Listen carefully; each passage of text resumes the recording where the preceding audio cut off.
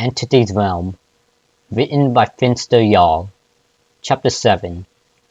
Emerging out of the fog, accompanying the ringing of the bell, came a tall figure, a beast of sorts. It was thin, with oil-like black skin. About mid-thigh and up was wrapped with a sort of cloth that resembled gauze in a way. Resting on the beast's shoulder was a tattered, muddy cloak. Right above that was its face, covered in thick mud and sticks. Two glowing white eyes seemed to serve as its eyes. Okay, Alfred, I think that's enough describing. The readers understand who the killer is. I think back to when Meg told me about the killers. Seeing as this one has a bell that appeared out of nowhere, this is most likely the Wraith. I watched as it runs past me and after Nia. I wait until they disappear from my sight before sneaking into the larger building. There are drawings along the walls. There's mostly a school of sorts. Nearby, I can hear the quiet humming of a generator being repaired. It comes into view as I turn and enter one of the many rooms. Jake is there, working on it. Hi. I give a small wave to him, crouching down at the generator to help repair it. He gives a low hum, not even looking up. We work on the generator in silence, the air thick with an indescribable feeling. As we finish, I hear the familiar ringing of bells as the Wraith appears behind Jake. It goes to swing its weapon at him, but barely misses as Jake grabs my arm and runs. I get dragged along behind him. We turn the corner and I get shoved into a locker, Jake climbing in with me.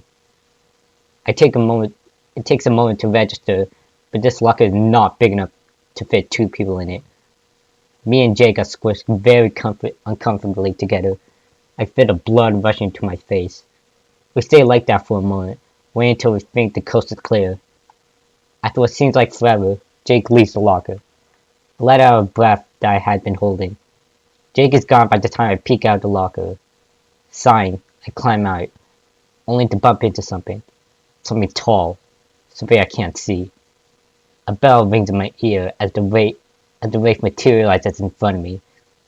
I yelp, stumbling back, although when I stumbled backwards, I tripped over my feet and fell on my butt. I shield my head, expecting to be hit with whatever cruel weapon this killer carries, but there was nothing. I hesitantly peeked through my arms to see the Wraith looking down at me with an almost curious expression. I stare back, heart beating furiously. Every inch of my body is screaming at me to run, but I can't move. The Wraith stares at me, almost in a similar fashion as a student studying from a textbook. I sit still, too scared to move, letting this creature study me. Eventually, it leaves. Did it lose interest? Is it sparing me? I sit there until I hear another generator go off somewhere. That makes two more to go. Accompanying the sound of the generator is a scream. I finally move, standing up and dusting myself off. I should probably go to help whoever that was. Late. Time skip because I'm unmotivated. Wow. There's only me and Lori left. There was one more generator to do, but the last ones to choose from are too close together, and the Wraith is guarding them. We had been sneaking around, trying to find an opening to get progress on one when we stumbled across a strange door in the ground. The hatch. Of course, Lori mutters. The hatch? I question. Yeah, it's basically an alternate escape route. It shows up when we have 3 generators done, and only opens when there's one more survivor, or if we open it with a key. I nod. So only one of us can escape? Then, unless we find a key? Lori sighs and shakes her head. Yes, but as far as I'm aware, all of the chests have been searched into items used. None of them were keys. So who's going to escape? I frowned. I survived my first and second matches. What does dying feel like? You will. I'll go sacrifice myself. Lily gives a weak smile. But she interrupts me. It'll be fine.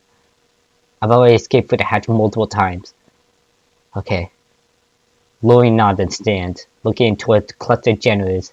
Stay here. It'll open when I die. I don't necessarily want her to die for my sake, but I hesitantly nod, agreeing. Good. See you back at the campfire. Lori runs off towards the generators. Hey, dirtwad! Shortly after some terrifying waiting and guilty feelings, the hatch opens in front of me. I look down into it. The inside is pitch black.